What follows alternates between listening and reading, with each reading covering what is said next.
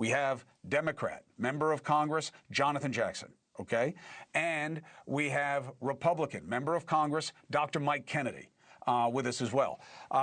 Mike, you know, I don't have anything to do with that, but I don't like it, and I speak against it, man. I may not like some of your ideas. I may not like the Democrats' ideas. I would never want anything to be done to you. I wish all good things for you and your family, and I hope you just get back and do your job.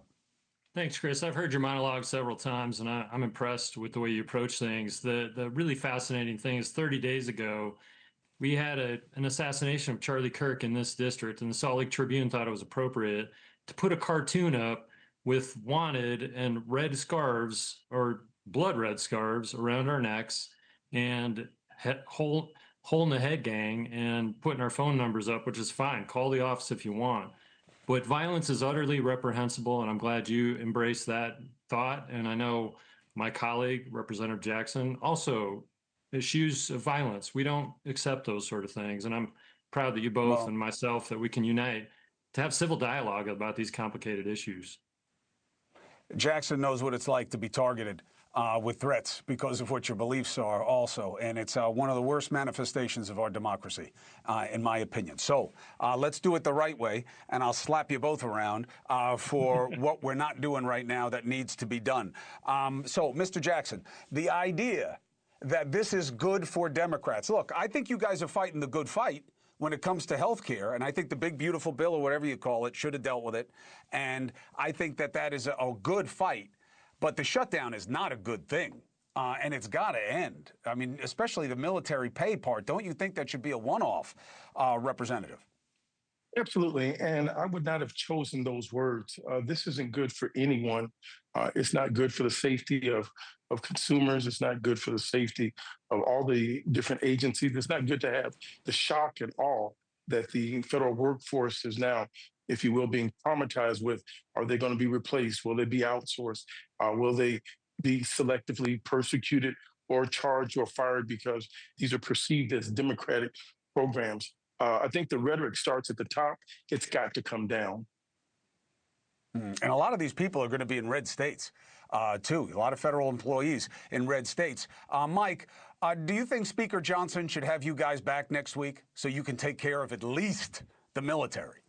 I love our military, and 3 weeks ago I voted to support paying them, paying our border patrol, paying the TSA workers, paying the tower workers at the airports. And we've waited 3 weeks for the Senate, which I'll say that we've been taught, I'm a freshman, and I've been taught that my opponents are the Democrats on the House side, but my enemies are the senators. And it just seems like everything stops there. And we need 7 senators, Democrat senators, to support this continuing resolution so we can open government back up. So Jonathan and I can get back to work on the important issues of the day. Yeah, but one of the reasons they won't do it is because Johnson doesn't want to give them a one-off on the military spending. So why don't you at least put that on the table? Speaker Johnson actually has made a good point over and over and over again. And I know you know this, Chris, is that we've already voted to pay those military workers, and we're just waiting for the senators to endorse that vote. I say Yeah, it like this. but that's a part of an overall appropriations bill that they don't accept. I'm saying, look, I felt the same way about the Dreamers, Mike. Everybody says they agree, let's take care of the Dreamers, but you won't put them in a standalone bill because you want something back for it. It's the same thing with the military. It's the same spending we just did in March, and Chuck Schumer at that point, he's willing to continue that at that point, but he's not willing to do it now. And I'll just say on the enhanced premium tax credits, I've been talking about this as a doctor for months with the hospitals, the insurance companies. I am more than happy to engage in those debates and discussions. And there's easy ways for us to work forward on that. But we should do that in committee, not with the American people and their government being held hostage. Well, I agree with that. Senator, not yet, Senator, Representative Jackson, the idea of Democrats having high ground on the issue, but the shutdown being a negative, do you believe that there has to be a flexibility to how you get this done so that this shutdown just stops creating so much pain in this country? Absolutely. So you've got the Republican presidency, got the Republican majority in the House. You've got a slim majority for the Democrats in the Senate. This one big ugly bill that was passed without one Democratic amendment. That big ugly bill took the health care subsidy away from 16 million people. And so the way the safeguards work, checks and balance, but the White House doesn't seem to understand anything about checks and balance. He thinks we're a wholly owned subsidiary, some sort of corporation, that what we should be doing is saying, now that they can't get all the votes, what are they going to give up? That's how the process works. That's how it's always worked. And now they're just trying to use sure might and to be punitive. I know that's not the spirit of my colleague, Congressman Kennedy, but that's the leadership on top. Right, but it's a little bit of a twist, though, right, Representative? Because yeah, you got the presidency is Republican, House is Republican, Senate has this hair-thin margin, but because of the filibuster rule, they don't control it because the Democrats or the minority party can lock it up whenever they want, and that's what's happening right now. You think they should get rid of the filibuster? I know it's not in your branch of the Congress, but you think they should get rid of the filibuster? Absolutely. I could do away with that. But listen, on the other side, think about this. The president signs every executive order. He overrides every court decision. He puts the military on U.S. grounds. Like, whoever stops him to say anything. This is the only one thing. This bill was never debated. There's no transcript. It was pushed through on sheer might. And then to the surprise of many, even on the Republican side, they're like, wow, that's in there. That's why other people are beginning to talk. Healthcare premiums are skyrocketing now. This is a problem. And we're trying to avert this massive casualty on the American people. This is avoidable. Too much money was passed back to the richest few in that tax bill, Mike, and that one big bill. Mike, you know the healthcare Chris, system intimately as a provider. You know that this is not a blue issue. There are a lot of people in red states who voted for this president who are in need of the subsidies and in need of the ACA. I know he did the drug thing today, and that's going to bring down the raw costs for the government. I don't know how much gets passed on to people, especially if you're cutting their subsidies. Right. So don't you think this has to be taken up?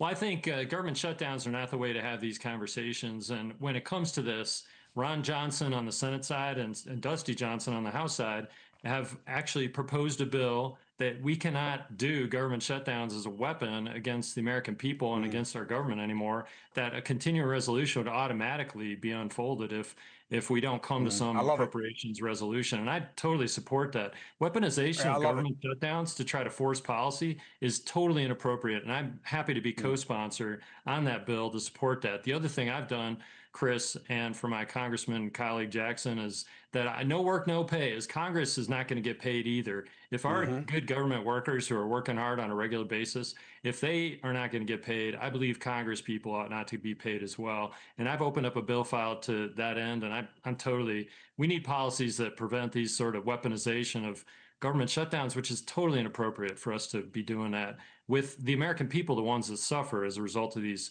feckless efforts on our part. If you get rid of the shutdown, you guys should do it bipartisan, and you'll be heroes to the American people, because this is BS, and everybody knows it. You make everybody else pay for not getting your job done. It's just wrong. It's just wrong. Representative Jackson, as we see the evolving situation in law and on the streets in your state and in your district, you are welcome back here to talk what happens with the National Guard and with ICE. But we've got enough on the plate for tonight. So thank you very much for being here. I'm watching that situation, just so you know. And Representative Kennedy, again, we can have tight conversations and tough conversations, and I can cut you off and be a jerk with a big head. But God forbid anybody ever put a hand on you or anybody in your family. I would never want to see that, and I would defend you myself anytime. All right. So God bless and be well. Do your job. Take care, fellas. I need you to defend me from ICE. I need you to defend me from ICE. They're coming on the south side of Chicago. Well, Congressman, I'm with you to support you wherever we can and making sure that the honorable people are not taken up. But when it comes to illegals that are nefarious gang members, we all will agree that they need to move on, get out of the country. That's fine. That's fine. But when you see kids hogtied and stuff like that, there's obviously, and look, we know where the law is, okay? And I'm not AOC. I'm not going to say it's not illegal to come into the country illegally. It's Holman is right about that. But there's no way they're just scooping up bad hombres. There's no way. And these communities care about these people. We don't judge our neighbors by how they entered the country. We judge them by how they treat our communities. You know it where you are in Utah. You know it in Illinois, obviously. I'm here for all of it, and I'm always a call away. And Chris, All right. So U.S. let me jump, citizens fellas. had Yes, sir. U.S. citizens had gun barrels in their face on that raid, Yeah. not just immigrants. Yeah. Thank you, Yeah. Chris. I know. I saw it. I saw it. In I my saw it. These district, are we've wild worked times. diligently. Anytime that happens in my district, we work diligently to make sure those people are released immediately if they're innocent from these claims. But there's a lot of gang members and terrible things that have happened in our country as a result of Joe Biden and his administration letting millions of people across Two the things border. can be So true. we need to respond to Two that. things can be true. The Democrats screwed up on the southern border, and it was right to campaign on it. But now, in terms of governance, overreach doesn't make it any better. It just creates a new problem. So two things can be true at the same time, fellas. We have a hard time doing that in our politics, keeping two ideas in our head at the same time. But here we can do it at NewsNation. Mike, be well. Again, Representative Jackson, I'm paying attention to what's happening in Illinois. Thank you for watching. Subscribe below and download our NewsNation app right now on your phone, and you will get fact-based, unbiased news for all Americans.